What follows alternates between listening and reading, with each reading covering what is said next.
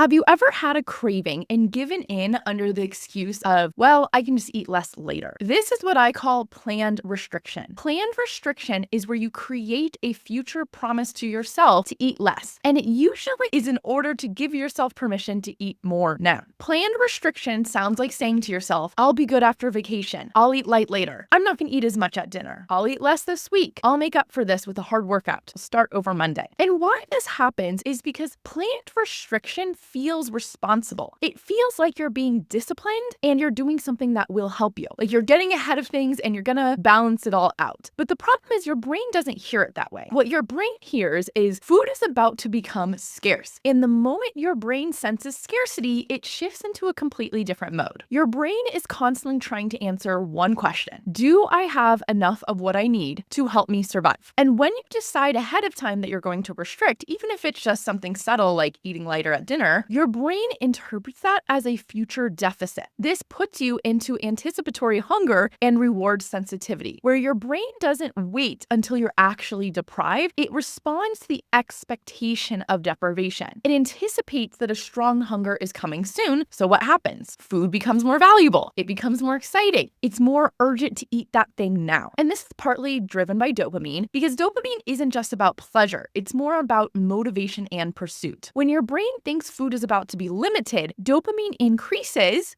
your drive to get it in now. And saying, well, I can just be good later, it almost gives your brain an excuse to binge now. It's like giving yourself a get out of jail free card, this permission slip. And in that moment of permission, you start to think, well, let me just get it in all right now before it goes away again. This might be my last chance. That creates an energy of urgency where it becomes really hard to slow down and stop at enough. Because now you're not just eating for this moment, you're eating with the imagined future in mind where you don't get to have this food again. Your brain is just trying to have the best of both worlds. It's trying to do the binge and get that habit over with and also not deal with any of the negative consequences. It wants to escape the guilt and shame of beating yourself up, and it tries to find a way to make yourself feel better about what you're doing. But this starts to create a habit over time. So if you're someone who feels like every time you overeat, you have to work out more the next day, or every time you want to binge, you decide to have less calories the next day, that is a habit that you've started to create for yourself. And it almost makes it easier to continue the binge eating habit too, because you now have this continual permission slip that makes it feel like what you're doing really isn't that bad. But restricting can have just as many negative consequences on your body, if not even more, than binge eating too. The truth is, planning to restrict does not prevent overeating. It's actually what initiates it because you're telling your brain that food access is about to change, so your brain responds accordingly with more focus, desire, and zoning out of fullness. And then when you do end up overeating, it reinforces the belief, see, I need to restrict, and the cycle just continues. Restricting after a binge does not mean you get to escape the negative consequences. In fact, it often amplifies them. Your blood sugar stays low in the crash. You feel more fatigued, more brain fog, emotionally drained. All of these things that you would normally feel after a binge now get worse because you aren't getting your body back into a regular cycle of eating. And this is what sets you up for another binge again. So even though it feels productive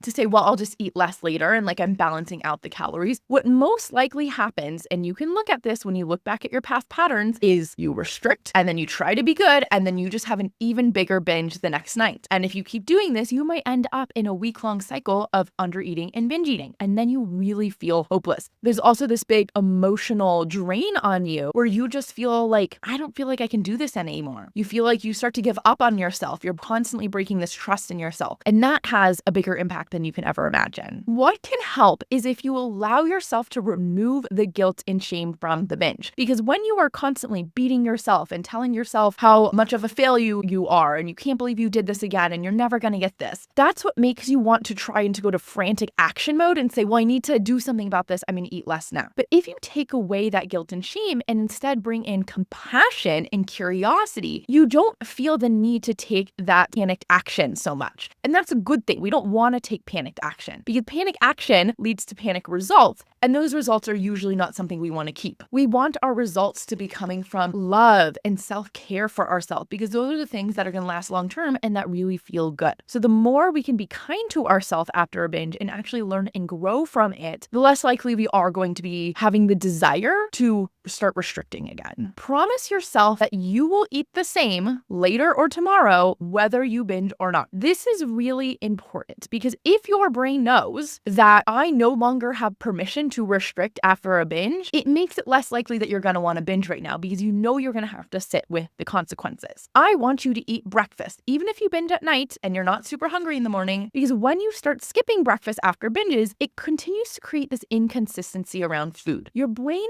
thrives on predictability. So when your brain trusts that food is going to be consistently available, your food noise will go down. When it can see that, hey, no matter what, I'm going to get breakfast, lunch, and dinner today, it can feel safe to let go of that fear around food, and it won't feel the need to overdo it so much. I just saw this in a client that started working with me, where she was really nervous to start eating breakfast after binges because she felt like she needed to fast longer and to really give her body time to process. And sometimes that can make us feel a little bit better, but we need to think about the bigger picture here. So her and I, we worked on unlearning some of these deep-seated beliefs around restriction and what that means to restrict. And, our brains are often programmed by diet culture to think restriction is good. I'm being on track right now. But really, if your goal is to stop binge eating and your goal long-term is to lose weight and be the healthiest version of you that you can, restriction is not going to get you there. Eating normal meals does not make you fat. Binge eating does. That is the problem and the number one key part of solving binge eating, not restricting. So I want you to eat today as if you weren't going to binge or you didn't binge, because that will get you to the place where you don't.